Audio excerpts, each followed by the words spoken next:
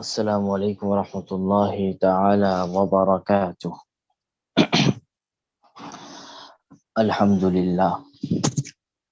للہ وکفا والصلاة والسلام علی عباده الذین اصطفى، اما بعد فاعوذ باللہ من الشیطان الرجیم، بسم اللہ الرحمن الرحیم۔ قال اللہ تبارک وتعالی فی القرآن المجید، ومن الناس من يشتري لهو الحديث ليضل عن سبيل الله بغير علم ويتخذها هزوا أولئك لهم عذاب مهين وإذا تتلى عليه آياتنا ولى مستكبرا كأن لم يسمعها كأن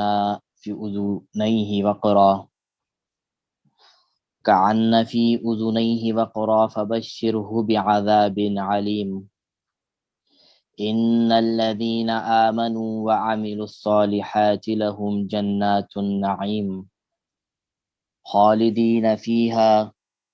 وعد الله حقا وهو العزيز الحكيم خلق السماوات بغير عمد ترونها وألقى في الأرض رواسي أن تميد بكم وبث فيها من كل دابة وأنزلنا من السماء ماء فأنبتنا فيها من كل زوج كريم هذا خلق الله فأروني ماذا خلق الذين من دونه بل الظالمون في ضلال مبين صدق اللہ العظیم۔ سبحانک لا علم لنا الا ما علمتنا انک انت العلیم الحکیم۔ رب اشرح لی صدری ویسر لی امری واحلل عقدۃ من لسانی یفقہوا قولی۔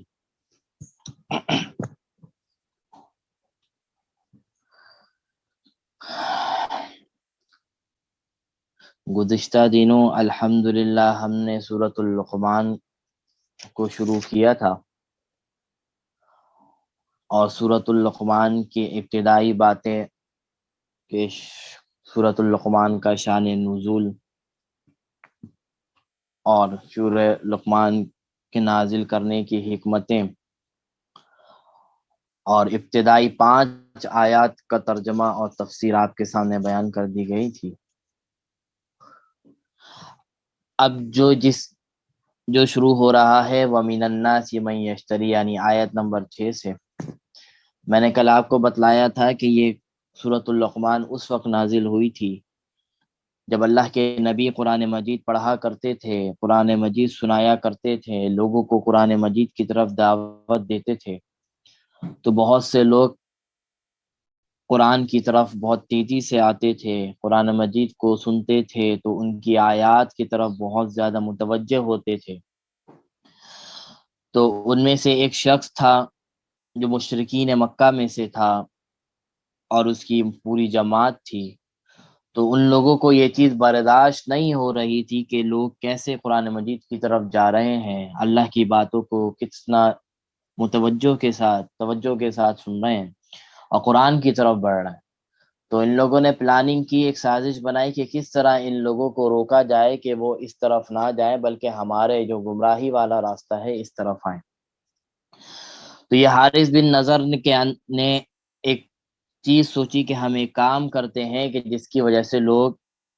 اس کو چھوڑ کر، اس راستے کو چھوڑ کر ہمارے راستے پر آئیں، یعنی یہ جو قرآن مجید سنا رہے ہیں اسی کے متبادل کوئی ایسی چیز ہم بھی شروع کرتے ہیں کہ لوگ اس کی طرف متوجہ ہونے کے بجائے ہمارے اس کی طرف متوجہ ہوئیں۔ تو حارث بن نظر نے کام کیا کہ حارث بن نظر کا اصل میں تجارتی سفر ہوا کرتا تھا، ایران کا، فارس کا، دوسری جگہوں کا۔ تو اس نے یہ کیا کہ وہ فارس اور ایران سے کچھ کتابیں لے کر آ گیا جو اشعار کے اوپر مشتمل تھا یا گانوں کے اوپر مشتمل تھا، اور ایک روایت اور دوسرے اس کے آتا ہے کہ ایک باندی اور ایک لڑکی کو بھی لے کر آیا، ایک لونڈی کو بھی لے کر آیا جو گانا گاتی تھی، گانا بجاتی تھی۔ وہ اس نیت سے لے کر آتا کہ ہم جو لوگ بھی قرآن مجید کی طرف بڑھ رہے ہیں، قرآن مجید کی طرف جا رہے ہیں، ہم ان لوگوں کو اس اور لونڈی کا گانا سنائیں گے اور اشعار سنائیں گے تاکہ اس کی رغبت ان اشعار کی طرف ہو، ان گانوں کی طرف ہو، تاکہ وہ قرآن مجید کو چھوڑ کر ہمارے اس گانے یہ جو غلط راستہ ہے اس طرف آئے۔ تو یہ کام اس وقت کرتا تھا، اور اسی وقت یہ آیات نازل ہوئی تھیں کہ وَمِنَ النَّاسِ مَن يَشْتَرِي لَهْوَ الْحَدِيثِ لِيُضِلَّ عَن سَبِيلِ اللَّهِ بِغَيْرِ علم۔ اللہ تبارک و تعالی نے اس موقع پر یہ آیات سورہ لقمان کی نازل فرمائی کہ وَمِنَ النَّاسِ مَن يَشْتَرِي لَهْوَ الْحَدِيثِ، کہ لوگوں میں سے بہت سے لوگ ایسے ہیں جو خریداری کرتے ہیں کھیل کود کے سامان کی۔ یعنی یہ آیت حارث بن نظر کے لیے نازل ہوئی ہے کہ حارث بن نظر وہ خریداری کرتا تھا کھیل کود کے سامان کو، گانے بجانے کو، ہر اس چیز کو جو اللہ سے دور کرنے والی ہے اس کو خریدتا تھا اور اس کو ان لوگوں کے سامنے بیان کرتا تھا اور گانے گاتا تھا، بتاتا تھا، لوگوں کو اللہ کے راستے سے ہٹاتا تھا۔ فرمایا لیضل عن سبیل اللہ بغیر العلم، تاکہ وہ لوگوں کو ہٹائے اللہ کے راستے سے بغیر کسی علم کے، یعنی بغیر کسی دلیل کے ان لوگوں کو اللہ کے راستے سے ہٹائے اس خریداری کی وجہ سے، یہ جو کھیل کود کا سامان ہے اس کے ذریعے۔ اور وَيَتَّخِذَهَا ہُزُوًا، اور اللہ تعالیٰ کے جو ارشادات تھے، اللہ تعالیٰ کی جو قرآن مجید نازل ہوتا تھا جس کی طرف لوگ جاتے تھے، اس کا اس نے مذاق بنا لیا۔ اور اللہ تبارک و تعالی نے فرمایا اس کے لیے کیا ہے، اولئک لہم عذاب مہین، اس کے لیے ایک ایسا عذاب ہے جو انسان کو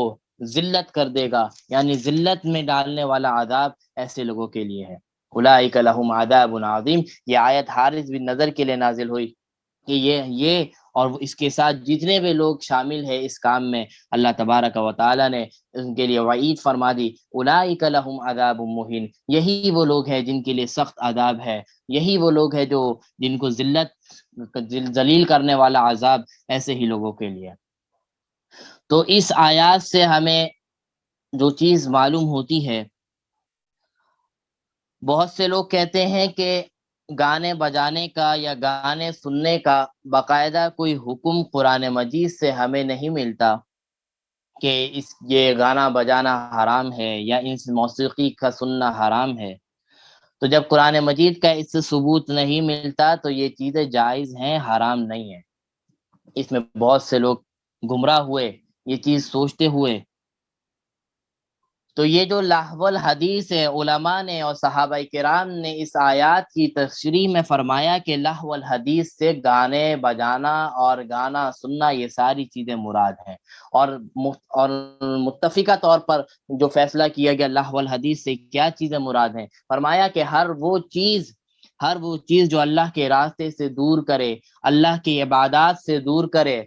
ہر وہ چیز اس لہو الحدیث کے اندر داخل ہے کہ اللہ تبارک و تعالی نے ایسی چیزوں پہ لگنے سے انسانوں کو منع فرمایا ہے، اور بلکہ وعید فرمائی ہے کہ اولئک لہم عذاب مہین، یہ ان لوگوں کے لیے دردناک عذاب ہے۔ اب آپ اس کے اندر سوچ لیجئے کہ آپ کو کون سی ایسی چیز جس کے اندر آپ لگے ہوئے ہیں اور جس کی وجہ سے آپ عبادات میں آپ کی کوتاہی ہوتی ہے۔ اب اس کے اندر آپ کا موبائل بھی آ جائے گا، اس کے اندر آپ کا ٹیلی ویژن بھی آ جائے گا، اس کے اندر آپ کا کھیل کود کا وہ سامان بھی آ جائے گا جو انسان کو عبادت سے روکتا ہے۔ اب اس کے اندر آپ کا دوسری کتابیں، ایسی کتابیں پڑھنا بھی آ جائے گا جس کا کوئی فائدہ نہیں ہے، اور اس سے بڑھ کر کتابوں میں پڑھنے سے آپ عبادات نمازوں سے دور ہو رہے ہیں۔ یعنی جن کو ڈائجسٹ پڑھنے کی، ناول پڑھنے کی عادت لگ جاتی ہے، وہ سارا دن اسی میں مگن رہتے ہیں۔ ایک تو اس میں کہانی قصے کوئی ایسی بات ہوتی نہیں ہے جس سے انسان کی اصلاح ہو یا کوئی ایسا پیغام ملے جس سے انسان اپنے آپ کو سدھار سکے۔ کوئی قصے کہانی پڑھ کر پورا دن اس میں لگ جاتا ہے، نہ عبادتوں کی توفیق ہوتی ہے، نہ اللہ کے احکام کو پورا کرنے کی توفیق ہوتی ہے۔ تو یہ ساری چیزیں بھی اس کے اندر داخل ہیں۔ اب سوال یہ پیدا ہوتا ہے کہ اسلام نے کھیل کود کی اجازت دی ہے، کھیل کود سے منع نہیں فرمایا، کہ بالکل اسلام نے کھیل کود کی اجازت دی ہے، لیکن کچھ شرائط کے ساتھ اجازت دی ہے۔ وہ شرائط یہ ہے کہ کھیل ایسا ہو، اگر آپ کوئی کھیل کھیل رہے ہیں تو کھیل کوئی ایسا ہو جس سے آپ کا کوئی جسمانی فائدہ بھی ہو، جیسے فزیکل گیم جسے کہا جاتا ہے، جیسے کرکٹ ہو گیا، فٹ بال ہو گیا، یہ ساری چیزیں، ان سے انسان کی ورزش بھی ہوتی ہے۔ اور اس کے علاوہ بہت سے ایسے گیمز ہیں جس سے دماغ تیز ہوتا ہے، تو ایسے گیمز کھیلنے کی شریعت نے اجازت دی ہے، لیکن اس شرط کے ساتھ کہ اس گیم کے اندر انسان اتنا زیادہ انہماک نہ ہو جس کی وجہ سے وہ عبادتوں سے دور ہو جائے، جس کی وجہ سے وہ والدین سے دور ہو جائے، جس کی وجہ سے وہ دوسرے رشتہ داروں اور ان ساری جو حقوق ہیں ان سے دور ہو کے سارا دن اگر اسی میں لگا ہوا ہے، تو ایسے کھیل کھیلنے کی اجازت نہیں ہے۔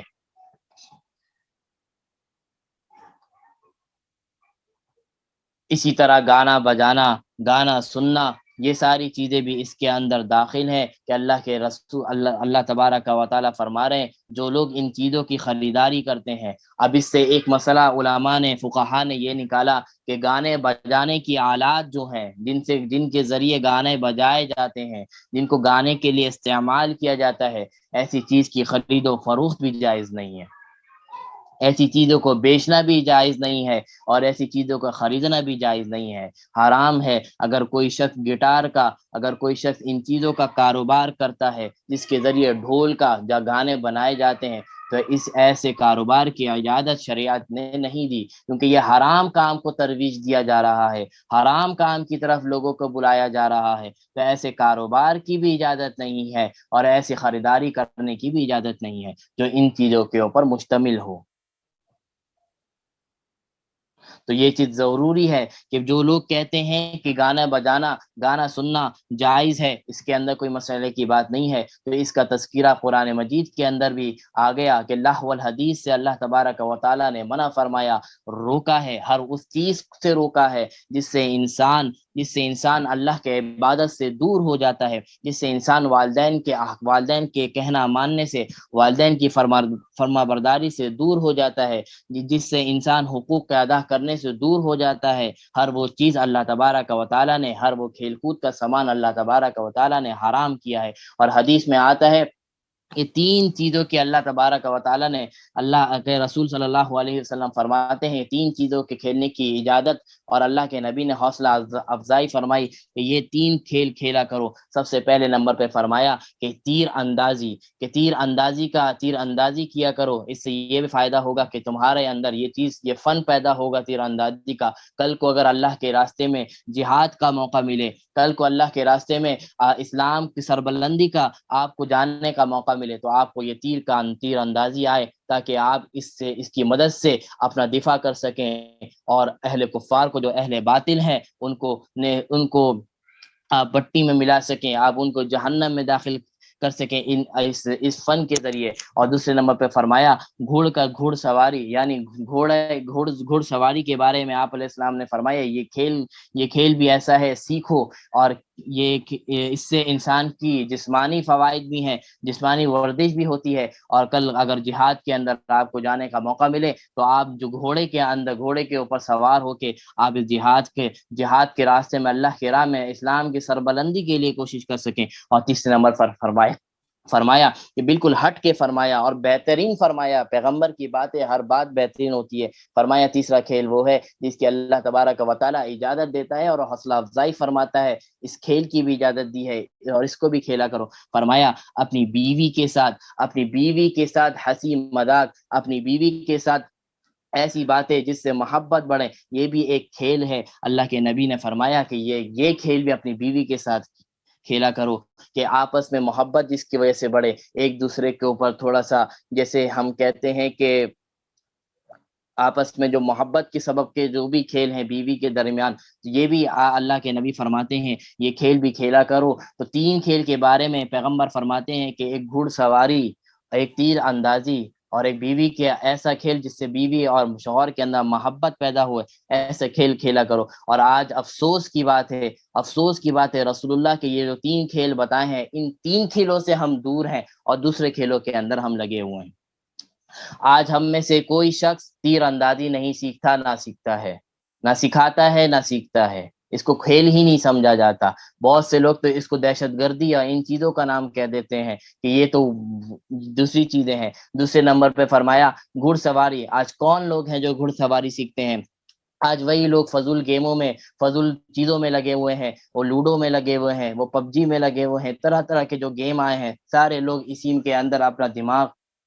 اپنی باڈی، اپنی انرجی ویسٹ کر رہے ہیں۔ اور رسول اللہ نے جو 3 کھیل بتائے اس میں سے نہ گھڑ سواری ہے، نہ تیر اندازی ہے۔ تیسرے نمبر پہ فرمایا بیوی کے ساتھ ایسے کھیل کھیلو جس سے محبت ہو۔ آج ہم لوگ اس سے بھی دور ہیں۔ آج ہم باہر،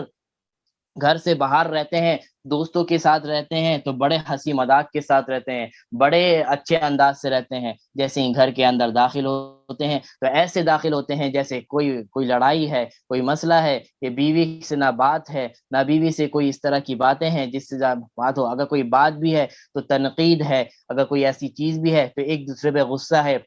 مذاق اڑانا ہے، نقل اڑانا ہے، یہ ساری چیزیں ہیں، ایک دوسرے کو غلط باتیں کہنا ہے۔ جس سے منع فرمایا آج ہم اس کام میں لگے ہوئے ہیں، اور جس کو کہا کہ اس میں لگو اس سے ہم ہٹے ہوئے ہیں۔ اس کے علاوہ یہ 3 کھیل تو حدیث کے اندر آتے ہیں، اس کے علاوہ علماء نے کھیل کی ایک فہرست بنائی، اس کے اندر ایک اصول بیان کر دیا کہ ہر وہ کھیل کھیلنا جائز ہے جس کے اندر کوئی جسمانی فائدہ ہو،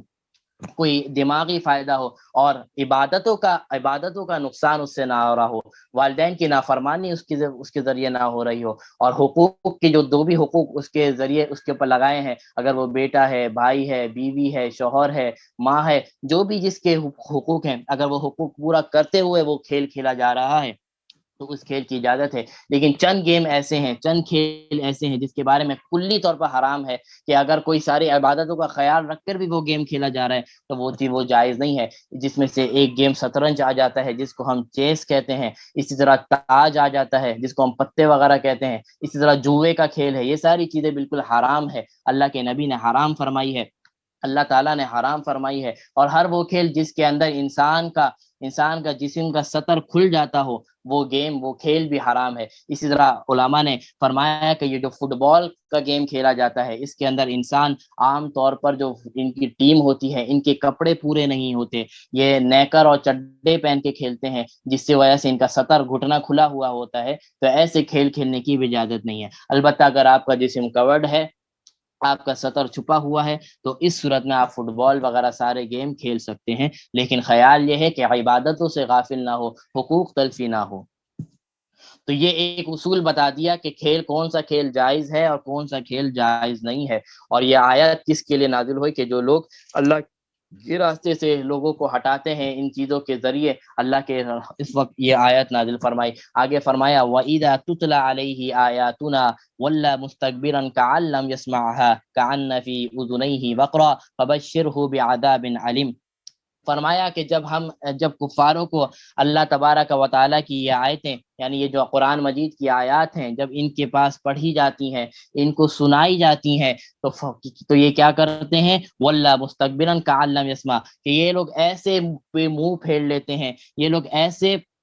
تکبر میں آ جاتے ہیں، اپنے آپ کا رخ چینج کر لیتے ہیں، دوسری طرف کر لیتے ہیں، کأن لم یسمع، جیسے کہ انہوں نے کوئی حکم سنا ہی نہیں، کأن فی اذنیہ وقرا، اللہ تعالیٰ نے ان کے کانوں کے اندر ڈانٹ ڈال دیا ہے، اللہ تعالیٰ نے ان کے کأن نہیں، اللہ تعالیٰ نے نہیں، کأن فی اذنیہ وقرا، گویا کہ ان کے کانوں کے اندر ڈانٹ ہے، جس کی وجہ سے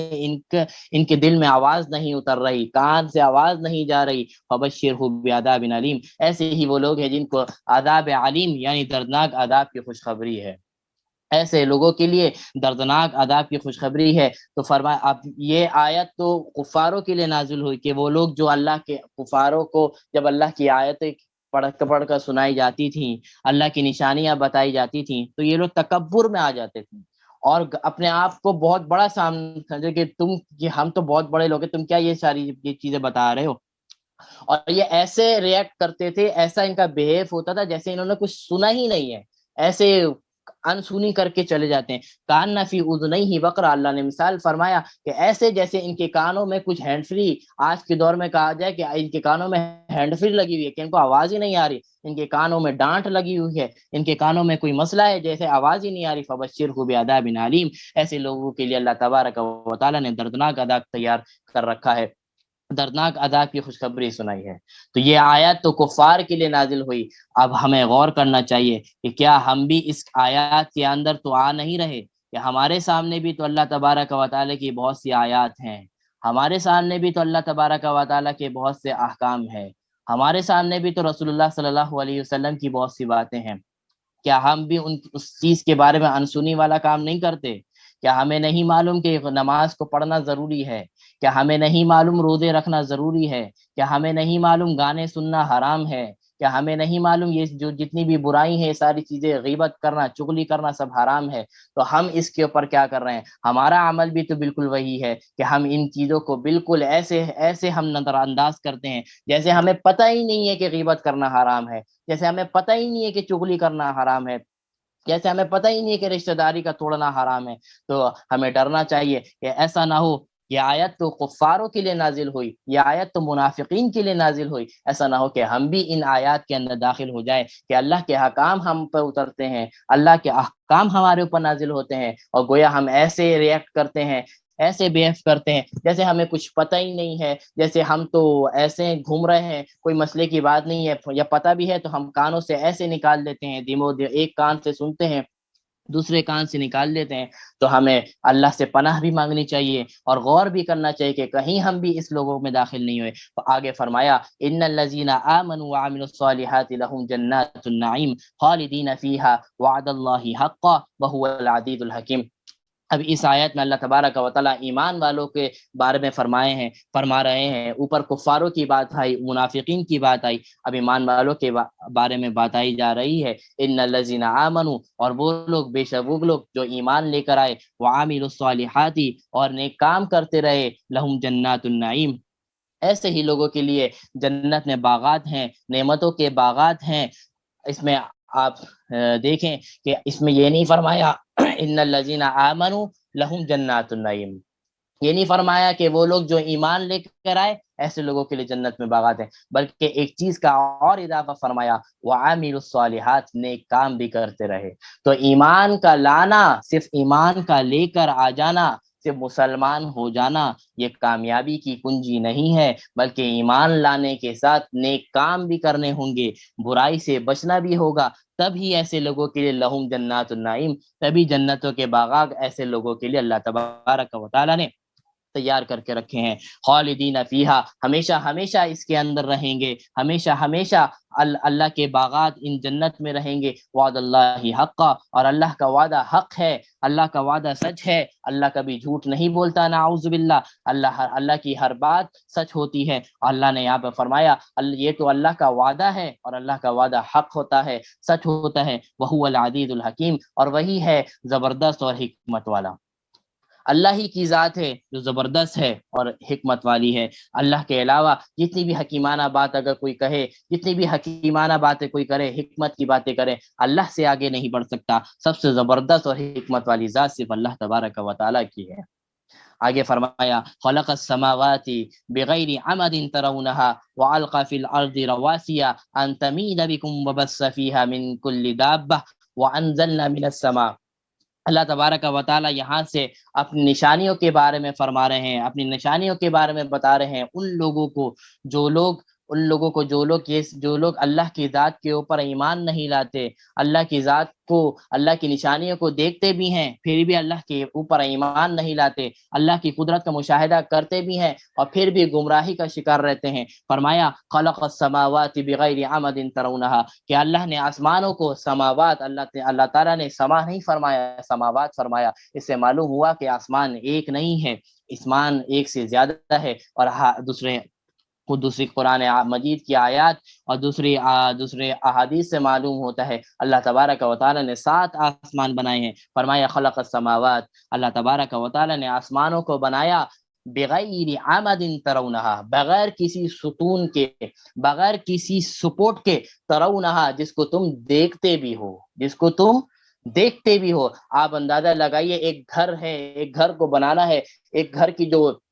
چھوٹی سی چھت ہے اس کو بھی کھڑا کرنے کے لیے سپورٹ کی ضرورت ہوتی ہے، اس کو بھی کھڑا کرنے کے لیے پلرز کی ضرورت ہوتی ہے. جب تک پلرز نہیں بنائیں گے وہ چھت جو چھوٹی سی چھت ہے وہ 1.5 فٹ کی چھت ہے 1 فٹ کی چھت ہے وہ چھت نیچے گر جائے گی. لیکن اللہ تبارک و تعالیٰ نے اس پورے آسمان کو کتنا بڑا بنایا. پوری دنیا جتنی بھی دنیا کے علاوہ بھی جتنے اللہ تبارک و تعالیٰ کے عالم ہے ان سب پر اللہ تبارک و تعالیٰ نے آسمان کو بچھا دیا اور ایک بھی ستون نہیں ہے ایک بھی سپورٹ نہیں ہے. بغیر سپورٹ کے آسمان اپنی جگہ پر کھڑا ہوا ہے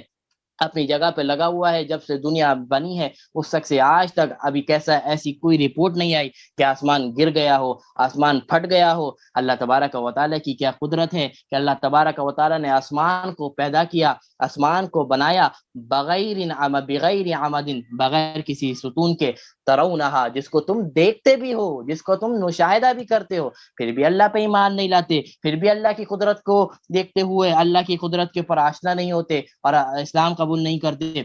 اور اللہ تبارک و تعالیٰ نے اس کے بعد ایک اور نشانی بتائی وَأَلْقَى فِي الْأَرْضِ رَوَاسِيَ أَن تَمِيدَ بِكُمْ. اور اللہ تبارک و تعالیٰ نے اس زمین کے اوپر بڑے بڑے پہاڑ بنائے ہیں بڑے بڑے پہاڑ گاڑے ہیں. أَن تَمِيدَ بِكُمْ کہ جو تم کے جس کی وجہ سے تمہاری یہ زمین ہلتی نہیں ہے. معاملہ یہ ہے کہ جب اللہ تبارک و تعالیٰ نے زمین کو بچھایا تھا تو جب زمین کو بچھایا تو یہ زمین ہلتی تھی. زمین کے اندر وہ ٹھہراؤ نہیں تھا جو ٹھہراؤ آج ہے. تو اللہ تبارک و تعالیٰ نے بطور کیل بطور اس کو زمین کو ٹھہرانے کے لیے اللہ تبارک و تعالیٰ نے اس زمین کے اوپر بڑے بڑے پہاڑ لا کے کھڑے کر دیے جس کی وجہ سے زمین کا جو ہلنا تھا وہ بند ہو گیا. تو اللہ تبارک و تعالیٰ فرما رہے ہیں وَأَلْقَى فِي الْأَرْضِ رَوَاسِيَ ہم نے اس زمین کے اندر بطور کیل بطور میخ ہم نے اس پہاڑ کو گاڑ دیا. ام تمید بکم جس کی وجہ سے یہ زمین ہلتی نہیں ہے جس کی وجہ سے تم ہلتے نہیں ہو. وبث فیہا آگے ایک اور تیسری نشانی فرمائی وبث فیہا من کل دابہ ہم نے جانوروں کے طرح طرح کے جوڑے ہم نے طرح طرح کے جانور جو اس زمین کے اندر پھیلا دیے. آگے ایک اور نشانی فرمائی وَأَنزَلْنَا مِنَ السَّمَاءِ مَاءً فَأَنبَتْنَا فِيهَا مِن كُلِّ زَوْجٍ كَرِيمٍ اور ہم نے آسمان سے پانی نازل فرمایا آسمان سے ہم نے بارشیں نازل فرمائی. فَأَنبَتْنَا فِيهَا مِن كُلِّ زَوْجٍ كَرِيمٍ جس کی وجہ سے ہم نے طرح طرح کے پھول پودے اگائے جس کی وجہ سے طرح طرح کے ہم نے درخت اگائے اناج اگائے. تو اللہ تبارک و تعالیٰ نے اپنی 4 نشانی بیان فرمائی ہے کہ آسمانوں کو ہم نے اس طرح بلند بالا بنایا بغیر کسی ستون کے. ہم نے پہاڑوں کو زمین کے اوپر لا کے رکھ دیا. آگے فرمایا ہم نے جانوروں کو اس زمین پر پھیلا دیا. اس کے بعد فرمایا آسمانوں سے بارشیں برسائیں جس کی وجہ سے ہم نے طرح طرح کے باغات طرح طرح کے اناج ہم نے اگائے جو جوڑے جوڑے کی صورت میں یہ ساری چیزیں بنائی ہے. تو ھذا خلق اللہ فارونی ماذا خلق الذین من دونی کہ کیا ھذا خلق اللہ یہ اللہ کی خلقت ہے یا یہ چیزیں اللہ نے بنائی ہے. فارونی ماذا خلق الذین من دونی تو بتاؤ تو دکھاؤ کہ اللہ کے علاوہ بھی کسی نے ایسی چیزیں پیدا کی ہیں کیا اللہ کے علاوہ بھی کوئی چیز ہے کوئی شخص ہے کوئی بندہ ہے جو اللہ کے علاوہ بھی کوئی یہ ساری چیزیں پیدا کر سکے. ایک عام انسان ایک مکھی ایک مچھر کا پر تک نہیں بنا سکتا. جو مچھر کا پر ہے جس کی کوئی حیثیت نہیں ہے ایک مکھی ہے اس کا پر ہے جس کی کوئی حیثیت نہیں ہے. ایک عام انسان اپنی ٹیکنالوجی کی تمام یوز کر کے وہ ایک پر نہیں بنا سکتا. تو یہ کون بنا سکتا ہے اس طرح آسمان کون بنا سکتا ہے اس طرح پہاڑ کون اگا سکتا ہے اس طرح اناج. تو پھر بھی تم اللہ کے قریب نہیں آتے اللہ کو اپنا واحد لا شریک نہیں مانتے. کیا ہوتا ہے تمہیں کہ یہ ساری چیزیں نہیں فرماتے یہ ساری چیزیں نہیں کرتے. بل الظالمون فی ضلال مبین بلکہ اصل بات یہ ہے تمہیں یہ ساری باتیں معلوم ہے. ظالموں کے بارے میں فرمایا کہ جو لوگ اللہ کو نہیں مانتے اللہ کے راستے سے لوگوں کو ہٹاتے ہیں ظالموں اللہ تبارک و تعالیٰ نے ایسے لوگوں کو ظالم فرمایا ہے کہ ظالموں کو یہ باتیں معلوم ہے کہ اللہ کے علاوہ کوئی یہ ساری چیزیں پیدا نہیں کر سکتا اللہ کے علاوہ یہ ساری چیزیں کوئی بھی بنا نہیں سکتا. دراصل بات یہ ہے فی ضلال مبین یہ اصل میں گمراہی کے اندر پڑے ہوئے ہیں گمراہی کے اندر لگے ہوئے ہیں جس کی وجہ سے یہ ساری چیزیں ان کو نظر نہیں آتی نظر آتی بھی ہیں تو اللہ کے اوپر ایمان نہیں لاتی. تو یہ جو آج ہمارے 6 آیت نمبر سورۃ اللقمان کی آیت نمبر 6 تا 11 تھی اس کے اندر کچھ باتیں جو ہم نے پڑھی کہ ایک 3-4 چیزیں آئی سامنے کہ وہ لہو الحدیث کی باتیں آئیں کہ ہر وہ کھیل کود کا سامان جو عبادتوں سے دور کرے، ان ساری چیزوں کے اللہ کے احکامات سے، رسول اللہ کی اطاعت سے دور کرے، ہر وہ کام اللہ تبارک و تعالیٰ نے حرام کیا۔ اس کے اندر گیمز بھی آ جاتے ہیں، اس کے اندر گانے سننے بجانے، یہ ساری چیزیں آ جاتی ہیں۔ اس کے اندر ایسی کتابوں کا پڑھنا بھی آ جاتا ہے جس کا نہ کوئی فائدہ ہے اور عبادتوں سے دور ہو رہا ہو، یہ ساری چیزیں اس کے اندر آ جاتی ہیں۔ آگے فرمایا جب ظالموں کے آگے، کفار کے سامنے اللہ کے تبارک و تعالیٰ کی آیتیں کہ پڑھی جاتی ہیں تو وہ لوگ اس طرح ریئیکٹ کرتے ہیں جیسے انہوں نے سنا ہی نہیں، اور جیسے ان کے کانوں میں کوئی ڈانٹ ہے، وبشرہ بعذاب علیم۔ ایسے ہی لوگوں کے اللہ تبارک و تعالیٰ نے عذاب فرمایا۔ پھر آگے فرمایا ایمان والوں کے لیے بارے میں ارشاد ہوا کہ وہ لوگ جو ایمان لائے، نیک اعمال کرتے رہے، ایسے لوگوں کے لیے جنت کے باغات ہیں، ہمیشہ ہمیشہ اس میں رہیں گے، اور وہی اللہ تبارک و تعالیٰ عزیز ہے اور حکیم ہے۔ آگے اللہ تبارک و تعالیٰ نے اپنی کچھ نشانیوں کا تذکرہ فرمایا کہ ہم نے آسمان کو بنایا، ہم نے زمین کو بچھایا، ہم نے پہاڑ کو لگایا، ہم نے طرح طرح کے جانوروں کو پیدا کیا، ہم نے بارش کو برسایا، اناج پیدا فرمایا، یہ ساری چیزیں ہم نے کی، اور ہمارے سوا یہ کوئی چیز کر بھی نہیں سکتا۔ ھذا خلق اللہ، یہ اللہ کی خلقت ہیں، یہ اللہ کی مخلوقات ہیں۔ فارونی ماذا، اللہ تبارک و تعالیٰ چیلنج کر کے کہہ رہے ہیں کوئی ہے کہ اس طرح بنانے والا تو مجھے دکھاؤ، مجھے لا کے دکھاؤ کہ کوئی ایسی چیزیں بنا سکتا ہے۔ بلکہ بات یہ ہے کہ تم صریح گمراہی کے اندر پڑے ہوئے ہو، تمہیں بھی یہ باتیں معلوم ہے کہ اللہ کے علاوہ یہ ساری چیزیں کرنے والا کسی کی ہمت نہیں، کسی کی صلاحیت نہیں، پھر بھی اگر تم یہ ساری ان سے چیزوں سے دور ہو، اللہ پر ایمان نہیں لاتے۔ دراصل بات یہ ہے کہ تم صریح گمراہی کے اندر پڑے ہوئے ہو، جس کی وجہ سے تمہیں ان چیزوں کا مشاہدہ اچھے طریقے سے نہیں ہوتا۔ تو یہ سورۃ لقمان کی آیت نمبر 6 تا 11 ہم نے آج پڑھی ہے۔ اس کے بعد انشاءاللہ اب جو ہمارے پاس اس کے بعد جو آیات آ رہی ہیں وہ حضرت لقمان علیہ السلام کی جو نصیحتیں تھیں، جو آپ نے اپنے بیٹے کو کی ہے، وہ نصیحتیں اس کے بعد سے شروع ہوں گی۔ انشاءاللہ ہم کل سے اس کی ابتدا کریں گے۔ اب آج جو ہمارے پاس حدیث ہے یہ بھی روزے سے متعلق ہے کہ عن ابی ہریرہ رضی اللہ تعالی عنہ قال رسول اللہ صلی اللہ علیہ وسلم، کہ اللہ حضرت ابو ہریرہ رضی اللہ تعالی عنہ سے روایت ہے کہ رسول اللہ صلی اللہ علیہ وسلم نے فرمایا من لم يدع قول الزور والعمل به فليس لله حاجة ان يدع طعامه وشرابه۔ یہ بھی بخاری شریف کی آیت ہے اور بہت اہم حدیث ہے، بہت اہم روایت ہے، ہم سب کے لیے غور و فکر کرنے کی ضرورت ہے کہ ابو ہریرہ رضی اللہ تعالیٰ عنہ سے روایت ہے کہ رسول اللہ صلی اللہ علیہ وسلم نے ارشاد فرمایا جو آدمی روزہ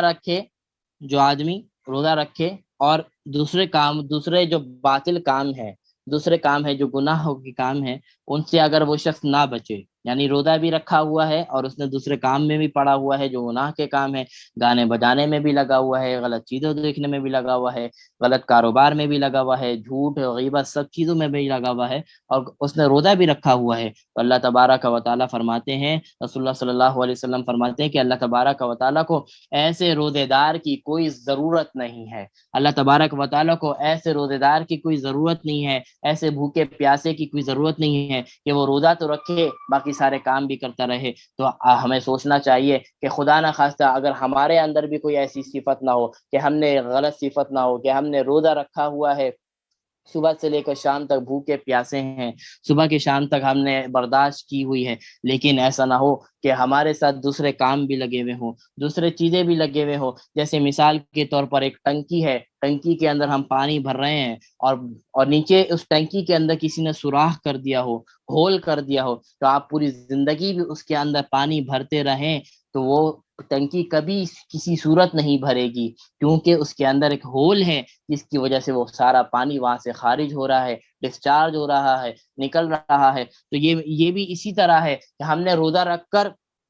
عبادتوں کے لیے وصول تو ہم کر رہے ہیں، عبادت تو اللہ تبارک و تعالیٰ کی لے رہے ہیں، روزہ رکھ کر اللہ تبارک و تعالیٰ کی رحمتیں تو ہمارے اوپر نازل ہو رہی ہیں، لیکن ہم نے غیبت کا سوراخ اپنے اندر کیا ہوا ہے، ہم نے گانے سننے کا سوراخ اپنے اندر کیا ہوا ہے، ہم نے ان برائیوں کا سوراخ کیا ہوا ہے جس کی وجہ سے وہ اوپر سے رحمت نازل ہو رہی ہے اور نیچے سے وہ رحمت نکل جا رہی ہے، وہ اس گناہ کی وجہ سے وہ رحمتیں آپ سے خارج ہو رہی ہے، اور یہ گناہ کی نحوست کی وجہ سے اس ہول سے برائیاں اندر داخل ہو رہی ہے، اور برائی بہت تیزی سے داخل ہوتی ہے۔ یہ چیزیں سمجھنے کی ضرورت ہے کہ ہمارا روزہ بھی خدا نہ خواستہ کہیں ایسا نہ ہو کہ صبح سے ہم بھوکے پیاسے تو ہیں لیکن ہمارے ساتھ یہ اعمال بھی لگے ہوئے ہیں، یہ غلط اعمال بھی لگے ہوئے ہیں، جس کی وجہ سے ایسا نہ ہو کہ ہمارا یہ صرف بھوکا پیاسا رہنا صرف بھوکا پیاسا ہی رہنا ہو، ایسا نہ ہو کہ ہمیں ان سے عبادات کے تھے جو نیم جو اعمال ملنے ہیں، جو ہمیں اس کی جزا ملنی ہے، اس سے ہم محروم ہو جائیں۔ تو بہت خصوصی توجہ کی ضرورت ہے کہ ایسا نہ ہو کہ جس کی وجہ سے ہمارے یہ اعمال ضائع ہو جائیں۔ کل ہم نے وضو سے متعلق بات کی تھی، وضو سے مسائل کے متعلق کہ وضو کے کتنے فرض ہیں، کتنی سنتیں ہیں۔ آج جو ہمارے پاس ہے وہ غسل ہے۔ تو غسل کن صورتوں میں واجب ہوتا ہے؟ ہم سب جانتے ہیں کہ غسل کب واجب ہوتا ہے۔ جب ہمارے اوپر غسل واجب ہو گیا تو ہمیں اب غسل کرنا ہمارے اوپر فرض ہے، واجب ہے۔ بغیر غسل کے ہماری نماز قبول نہیں ہے، بلکہ اگر کوئی شخص غسل کی حالت میں غسل کی حاجت ہوتے ہوئے عبادات کرے گا تو اس کو گناہ ثواب تو کیا گناہ ملے گا۔ تو ہمیں غسل کر لینا فرض ہے، واجب ہے۔ غسل کے اندر رسول اللہ صلی اللہ علیہ وسلم نے فرمایا کہ 3 چیزیں غسل کے اندر فرض ہیں جو ہر حال میں کرنی ہے۔ اگر ان میں سے یہ چیز نہیں کیا تو آپ کا غسل نہیں ہوگا، اور جب غسل نہیں ہوگا تو آپ کی کوئی عبادت ہوگی نہیں، اور جب عبادت نہیں ہوگی تو اعمال ہمارے سارے غارت ہوں گے۔ تو یہ غسل کے اندر 3 چیزیں واجب ہیں، 3 چیزیں فرض ہیں۔ وہ پہلی چیز یہ ہے کہ جب ہم غسل کرنے کا ارادہ کریں تو سب سے پہلے میں آپ کو واجب اور فرض بتا دیتا ہوں کہ سب سے پہلے کلی کرنا غسل کے اندر سب سے پہلا واجب ہے۔ وضو کے اندر کل میں نے بتایا تھا کلی کرنا واجب فرض نہیں ہے بلکہ سنت ہے، لیکن غسل کے اندر کلی کا کرنا یہ فرض ہے۔ اور کلی بھی اس طرح کہ اچھی طریقے سے غرغرہ کیا جائے، یعنی حلق تک پانی پہنچایا جائے، اس طرح اچھی طریقے سے کلی کرنا۔ ہاں البتہ اگر آپ کا روزہ ہے، جیسے روزے کے ایام چل رہے ہیں، روزے کے دن چل رہے ہیں، تو روزے کی حالت میں زیادہ پانی حلق تک نہ پہنچائیں۔ ایسا نہ ہو کہ حلق کے پہنچانے کی وجہ سے پانی حلق سے نیچے اتر جائے اور آپ کا روزہ ٹوٹ جائے۔ تو یہ حکم روزے کے علاوہ کا ہے کہ جب روزہ آپ کا نہیں ہے تو آپ اچھی طریقے سے پانی حلق تک پہنچائیں، جب روزہ ہے تو آپ حلق تک نہ پہنچائیں، بس کلی کر لیں اچھی طریقے سے۔ تو پہلا فرض جو غسل کا ہے کہ وہ کلی کرنا۔ دوسرے نمبر پر غسل کا فرض کیا ہے کہ ناک میں پانی ڈالنا، یا ناک میں پانی ڈالنا اور اچھی طریقے سے ناک کو صاف کرنا، یعنی ناک کی جو نرم ہڈی جہاں تک ہماری ہے یہاں تک پانی پہنچانا غسل کے اندر واجب ہے۔ تو وضو کے اندر ناک میں پانی ڈالنا واجب اور فرض نہیں تھا، لیکن غسل کے اندر یہ فرض ہے۔ اگر یہ چھوٹ جائے گا جان بوجھ کے یا انجانے میں، دونوں صورتوں میں آپ کا غسل نہیں ہوگا، یہ اس کا خیال رکھنا چاہیے۔ اور تیسرے نمبر پہ فرمایا تیسرے نمبر کا جو فرض ہے غسل کے اندر کہ اپنے باڈی کو بہت اچھی طریقے سے بھگا لینا، اچھے طریقے سے اس کو پانی بہانا کہ جسم کا کوئی بھی حصہ ڈرائی نہ رہے، خشک نہ رہے، کہ ہر حصہ گیلا ہو جائے۔ یہ غسل کا تیسرا فرض ہے۔ اسی طرح خواتین عام طور پر انہوں نے بال اس طرح باندھے ہوئے ہوتے ہیں جس کی وجہ سے اندر پانی نہیں پہنچ پاتا، تو ان کو بھی چاہیے کہ جب غسل کرنے کا ارادہ کریں تو اپنے بالوں کو کھول لیا کریں تاکہ اچھے طریقے سے اندر پانی پہنچ جائے۔ اور اسی طرح اگر آپ نے انگوٹھیاں پہنی ہوئی ہیں کان کے اندر، اگر آپ نے ٹاپس یا بندے شندے پہنے ہوئے ہیں تو اچھی طریقے سے اس کو بھی ہلا لیا جائے، اور انگوٹھیوں کے ہلا لیا جائے تاکہ اس کے نیچے بھی پانی پہنچایا جائے۔ اسی طرح خواتین کے حوالے سے ایک مسئلہ کہ اگر خواتین نے نیل پالش لگائی ہوئی ہے، جیسے عام طور پر خواتین نیل پالش لگاتی ہیں، تو نیل پالش کی بھی یہ خاصیت یہ ہے کہ اس کے نیچے پانی نہیں پہنچتا۔ تو جب آپ کو غسل کرنا ہو تو اس نیل پالش کو ہٹانا ضروری ہے۔ نیل پالش لگانا حرام نہیں ہے، نیل پالش لگایا جا سکتا ہے، لیکن اس کے اندر یہ چیز ضروری ہے کہ جب آپ وضو ایسا نہ ہو کہ آپ کے نیل پالش لگی ہوئی ہے اور آپ وضو کر رہی ہیں اور آپ غسل کر رہی ہیں، تو اس نیل پالش کی وجہ سے نہ غسل ہوتا ہے نہ وضو ہوتا ہے۔ تو جب آپ نے نیل پالش آپ کو اگر لگانا ہے، کسی تقریب میں کہیں بھی جانا ہے تو آپ لگا لیں، اور جب وہاں سے فارغ ہو جائیں تو اس نیل پالش کو مٹا لیں۔ اور مٹانے کے لیے بہت سی ساری چیزیں ملتی ہے، تھنر ہے یا ریموور ہے، وہ ساری چیزیں آپ کو بآسانی مارکیٹ میں مل جاتی ہیں۔ تو ان چیزوں کا خیال رکھنا چاہیے۔ اگر ہم نے نیل پالش لگایا ہوا ہے تو اس صورت میں نہ غسل ہوگا آپ کا نہ وضو ہوگا۔ جب یہ چیزیں نہیں ہوں گی تو عبادتیں بھی نہیں ہوں گی، تو بہت زیادہ خیال رکھنے کی ضرورت ہے۔ اور اسی طرح بالوں کے نیچے اچھی طریقے سے پانی پہنچانا غسل کے اندر بھی ضروری ہے۔ تو غسل کے اندر 3 فرائض بتا دیے کہ سب سے پہلا فرض وضو، سب سے پہلا فرض کلی کرنا ہے اچھی طریقے سے، دوسرے نمبر پر ناک میں پانی ڈالنا ہے اچھے طریقے سے، اور تیسرے نمبر پر پورے باڈی کو ہمیں گیلا کرنا ہے، کوئی بھی جگہ ہمارا یہ کیا کہتے ہیں وہ نہ رہے، ڈرائی نہ رہے، خشک نہ رہے، اچھی طریقے سے یہ ساری چیزیں کرنی ہے۔ اب غسل کا فرض کیا ہے، غسل کی سنت کیا ہے؟ غسل کی سنت یہ ہے کہ انسان جب غسل کرنے کا ارادہ کرے تو سب سے پہلے اگر اس کے سنت سے پہلے بلکہ یہ بھی فرض ہے کہ اگر اس کے باڈی کے اوپر ظاہری طور پر کوئی نجاست اگر نظر آ رہی ہے، کوئی جراثیم، کوئی نجاست جو ناپاک نجاست ہے وہ نظر آ رہی ہے، تو سب سے پہلے اس کو دھوئے، اس کو صاف کرے، پھر اس کے بعد غسل کرے۔ اور سنت یہ ہے کہ سب سے پہلے انسان وضو کر لے، غسل کرنے سے پہلے اچھی طریقے سے وضو کر لے اور اس کے بعد غسل کرے۔ جب انسان وضو کر لے گا تو کلی کرنا بھی اس کا ہو جائے گا، ناک میں پانی ڈالنا بھی اس کا ہو جائے گا، تو دونوں فرض آرام سے ہو جائیں گے، بس تیسرا فرض بچے گا، جب وہ نہا لے گا تو تیسرا فرض بھی اس کا پورا ہو جائے گا۔ تو یہ غسل کا فرض یہ ہے کہ سب سے پہلے کلی کر لیا جائے، اور اس سے پہلے بھی یہ ہے کہ اگر کوئی ظاہری طور پر کوئی نجاست باڈی کے اوپر لگی ہوئی ہے، پہلے اس کو صاف کیا جائے، پھر وضو کیا جائے، پھر اس کے بعد اپنے طریقے سے نہایا جائے۔ تو اس صورت جب اس طرح انسان غسل کرتا ہے تو پھر اس کا غسل ہو جاتا ہے، پھر اب اس غسل کے ساتھ اب وہ عبادات، وہ ساری چیزیں کر سکتا ہے۔ تو یہ تھے غسل کے احکام، غسل کی چیزیں، غسل کی سنت اور غسل کے فرائض جو آپ کے سامنے بتلائے ہیں۔ آج جو ہمارے پاس جو مسئلہ ہے، کل ہم نے کچھ مسئلے بیان کیے تھے روزے سے متعلق،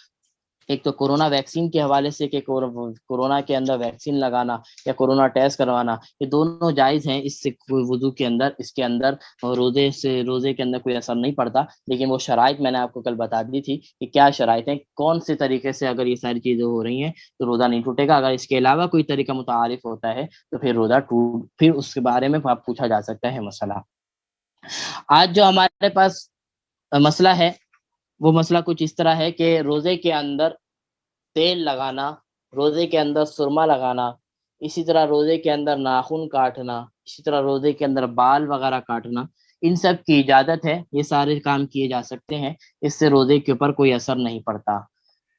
یعنی روزے کے اندر تیل لگانے سے، روزے کے اندر سرما وغیرہ لگانے سے، روزے کے اندر ناخن وغیرہ کاٹنے سے، روزے کے اندر بال وغیرہ کاٹنے سے، اس سے روزے پہ کوئی اثر نہیں پڑتا، یہ ساری چیزیں روزے کے اندر جائز ہیں۔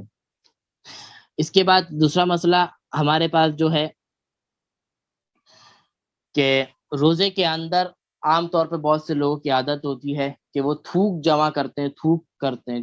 لیتے ہیں اور اس کے بعد پھر تھوک کو اندر نکل لیتے ہیں۔ تو اس صورت کے اندر اگر انسان اندر ہی اندر تھوک جمع کر رہا ہے اور اس کو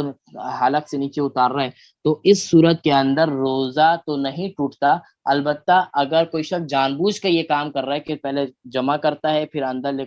جاتا ہے، تو ایک خام خیال طور پر اپنے آپ کو تسلی دے رہا ہے، نہ اس سے کوئی فرق پڑتا ہے، نہ کوئی اثر آتا ہے، ایسا نہیں ہوتا اس کی وجہ سے انسان کی پیاس بجھ جائے۔ یہ سب بیکار کی باتیں ہیں جو انسان اپنے آپ کو مینٹلی طور پر بس یہ تسلیاں دے رہا ہوتا ہے۔ یہ ساری ان چیزوں سے ایک تو روزہ ویسے نہیں ٹوٹتا، البتہ یہ چیزیں کرنا اچھی بات نہیں ہے، اس سے روزہ اس کے اندر روزے کا ثواب جو ہے وہ کم ہو جاتا ہے یہ ساری چیزیں کرنے سے۔ جب اللہ تعالیٰ نے یہ آپ نے اتنی ہمت کی روزہ رکھی تو آپ برداشت کریں، آپ یہ ساری چیزیں نہ کریں۔ اسی طرح روزے کے اندر نہانے سے، روزے کے اندر نہایا بھی جا سکتا ہے، نہانے کے اندر بھی کوئی پابندی نہیں ہے، بس البتہ اس کے اندر یہ خیال کرنا چاہیے کہ ناک اور منہ کے اندر اس طرح پانی نہ ڈالا جائے جس کی وجہ سے وہ حلق تک پانی پہنچ جائے، نیچے اتر جائے، جس کی وجہ سے وہ روزہ ٹوٹ جائے۔ تو نہانے کے اندر بھی کوئی وہ مسئلہ نہیں ہے۔ اس کے علاوہ ایک اور مسئلہ کہ اگر ہم نے رات کو اگر کوئی بھی ہمارے ساتھ کوئی ایسا معاملہ ہوا کہ ہمارے اوپر غسل واجب ہو گیا اور سحری کا وقت ہو گیا، ہمیں وقت نہیں ملا کہ ہم غسل کریں اور سحری کا وقت داخل ہو گیا، تو ہمیں چاہیے کہ ہم سحری کھا لیں، روزہ رکھ لیں، پھر اس کے بعد ہم غسل کر لیں۔ تو اس سے غسل کے اوپر روزے کے اوپر کوئی اثر نہیں پڑتا۔ عام طور پر یہ سمجھا جاتا ہے کہ اگر آپ کے پاس غسل واجب ہے اور آپ نے غسل ابھی تک نہیں کیا تو آپ کی روزے کی نیت صحیح نہیں ہوگی، تو یہ بات ٹھیک نہیں ہے۔ پہلی بات تو یہ ہے کہ ہمیں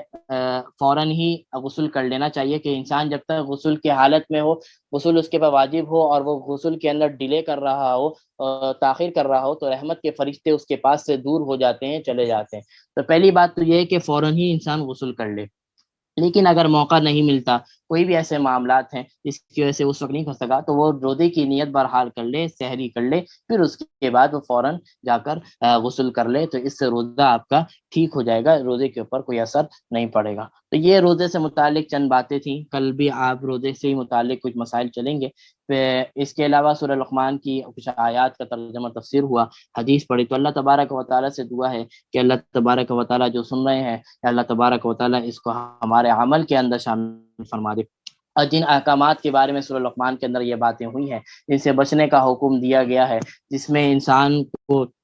لگنے سے منع کیا گیا، اللہ تعالیٰ ایسی چیزوں سے ہمیں بچائے اور ہمارے اندر ایسی ہمت پیدا کرے، ہم ان چیزوں سے دور رہیں۔ آج یہ ساری چیزیں بہت عام ہیں، یہ گانے بجانے کے آلات، یہ ساری چیزیں بہت زیادہ عام ہیں۔ میں نے کل بتلایا تھا، یہ ساری چیزیں آج بھی اسی طریقے سے ہوتی ہیں کہ انسان گانوں کے اندر ایسا لگتا ہے یا ان چیزوں کے اندر ایسا لگتا ہے کہ انسان دوسری چیزوں سے ہو جاتا ہے۔ یہ گانا ایک ایسی چیز ہے کہ اگر انسان عبادتوں کے ساتھ بھی یہ ساری چیزیں کر رہا ہو پھر بھی حرام ہے، گانے کا سننا، یہ ساری چیزیں کرنا حرام ہے۔ اور اللہ کے نبی نے فرمایا کہ گانا سننا جیسے انسان کو، جیسے لکڑی کو اگر آگ لگایا جائے، جب کیا کہتے ہیں، آگ کے اندر جب لکڑی کو ڈالا جائے تو لکڑی کیسے آگ کو جلا دے گی، اس طرح گانا سننا انسان کے دل کو ایسے ہی جلا دیتا ہے، ایسے ہی انسان کے اندر منافقت پیدا کرتا ہے گانا سننے کی وجہ سے۔ تو یہ چیزیں حرام ہیں، بہت زیادہ بچنے کی ضرورت ہے، اپنے بچوں کو بھی بچائیں، اپنے آپ کو بھی بچائیں بہت زیادہ۔ اور آج تو نعتوں کو بھی گانے کے طرز پہ شروع کر دیا گیا، آج تو مزاج ہی الگ چل رہا ہے کہ لوگ موسیقی کو کے انداز میں نعت بھی آج کل آ گئی ہیں۔ تو اللہ تعالیٰ ایسی چیزوں سے بچائیں، بہت زیادہ خصوصی اس کے اندر توجہ کرنے کی ضرورت ہے۔ اللہ تبارک و تعالیٰ سے دعا ہے جو سنا جو پڑھا، اللہ تبارک و تعالیٰ سب سے پہلے مجھے اور ہم سب کو اس پر عمل کرنے کی توفیق نصیب فرمائے۔ وما علینا الا البلاغ المبین۔ السلام علیکم ورحمۃ اللہ تعالی وبرکاتہ۔